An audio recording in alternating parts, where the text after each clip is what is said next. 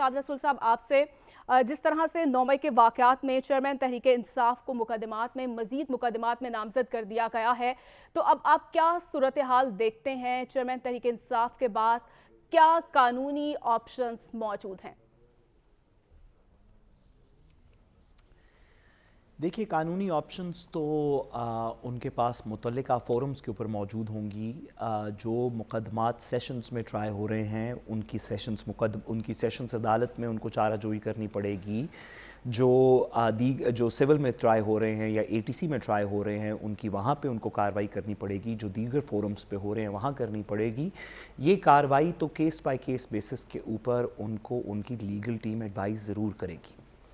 लेकिन जो आपने लार्जर बात की, इसके ऊपर हमें थोड़ा सा गौर करना चाहिए कि क्या वजह है कि जब भी हुकूमत बदलती है, और यही बात इमरान खान साहब के वक्त भी हुई कि जब नवाज़ शरीफ साहब की हुकूमत से 2018 में हुकूमत तब्दील की गई या 2018 के इलेक्शंस के बाद हुकूमत तब्दील हुई, तो हमने देखा कि एक अंबार मुकदमों का एक ख़ास पॉलिटिकल पार्टी के नून लीग के बारे में बनाया गया, पाकिस्तान पीपल्स पार्टी के बारे में बनाया गया। जब वो हुकूमत ख़त्म हुई और पिछले अप्रैल के अंदर, मई के अंदर जब ये वाली नई हुकूमत आई, तो हमने देखा कि रिकॉर्ड नंबर से फिर से केसेस बने। अच्छा, रिकॉर्ड नंबर से केसेस बने ये कोई इतनी बड़ी बात नहीं है। ठीक है, बहुत से लोग कसूरवार हो सकते हैं, हो सकता है दोनों साइड्स के ऊपर कसूरवार लोग हों, दोनों साइड्स पे केसेस बनने चाहिए।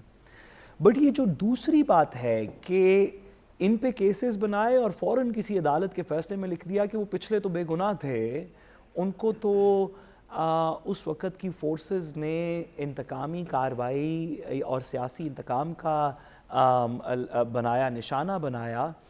मैं इसकी गुजारिश करता चलूँ कि सन 2001 खान अब्दुल वली खान का केस, पीएलडी सन 2001 सुप्रीम कोर्ट का केस है, उसके बाद से 2004 सुप्रीम कोर्ट का केस है, 2001 से ऑनवर्ड्स का ऑर्डिनेंस चैलेंज हुआ, 2004 का केस है।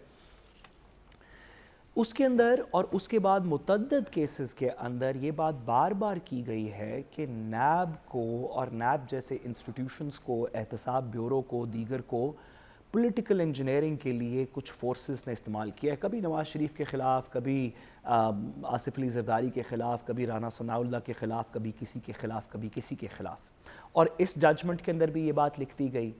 क्या वजह है कि हमारे ये तमाम इंस्टीट्यूशंस बार बार सियासी हथकंडों में इस्तेमाल होते हैं और फिर हम कुछ सालों बाद एक जजमेंट लिख देते हैं, फिर आगे चले जाते हैं, फिर अगली गवर्नमेंट चेंज होती है, हम पिछली के बारे में एक जजमेंट लिख देते हैं, फिर आगे चल पड़ते हैं। इसकी वजह क्या है? इसको हम, इस पैटर्न को ब्रेक क्यों नहीं कर पा रहे जी? और इस पैटर्न को ब्रेक इसलिए हम नहीं कर पा रहे कि हम ये तो कह देते हैं कि किसी को पॉलिटिकल मोटिवेशन से सज़ा दी गई, लेकिन जिसने पॉलिटिकल मोटिवेशन से या रियासती मोटिवेशन से या उस वक्त की मोटिवेशन से सज़ा दिलवाई, उसके खिलाफ ज़रा कार्रवाई करें ना।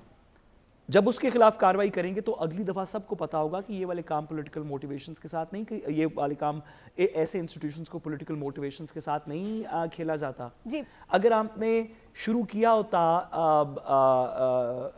सैफुर रहमान साहब से, जिनको मजाक में एहतसाबुर रहमान कहते हैं, एहतसाब ब्यूरो से शुरू किया होता, उसके बाद के तमाम लोग, जिन जिन लोगों ने प्रेशर डाला, ख्वाह वो किसी इंस्टीट्यूशन में हो, बताइए ना, बताएं नवाज शरीफ साहब और जज साहिबान जिन्होंने ये जज साहब जिन्होंने फैसला लिखा कि जी फलां 4 लोग थे जिन्होंने ये कार्रवाई के अंदर प्रेशर डाला, उनको सज़ा दें ताकि ख़त्म हो ये काम।